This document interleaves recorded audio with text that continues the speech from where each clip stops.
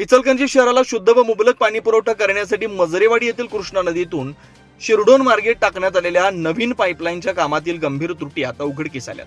पाईपलाईनसाठी करण्यात आलेल्या खोदकामानंतर साईडपट्ट्यांची अत्यंत निकृष्ट दर्जाची भराव कामं करण्यात आल्यानं संबंधित ठेकेदार, इचलकरंजी महानगरपालिका आणि सार्वजनिक बांधकाम विभाग यांच्या कारभारावर प्रश्नचिन्ह निर्माण झालं.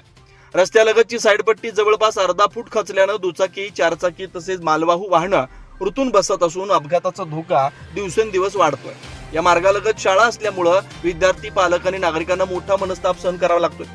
नियमाप्रमाणे जाड मुरुम व दगड टाकून साईडपट्टी मजबूत करणं आवश्यक असताना केवळ खोदलेली मातीच पुन्हा भरल्यानं भराव पुन्हा खचतोय. त्यामुळे कामाच्या गुणवत्तेबाबत गंभीर शंका उपस्थित होत आहेत. सार्वजनिक निधीचा अपव्यय झाल्याची भावना नागरिकांमध्ये व्यक्त होते.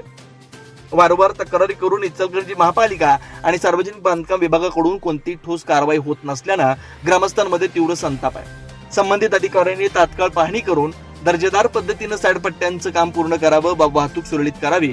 अन्यथा भविष्यात या मार्गावरील पाईपलाईनच्या पुढील कामांना ग्रामस्थांकडून तीव्र विरोध केला जाईल आणि कामकाज बंद पाडण्यात येईल असा स्पष्ट इशारा शिरडोन ग्रामस्थांनी दिलाय.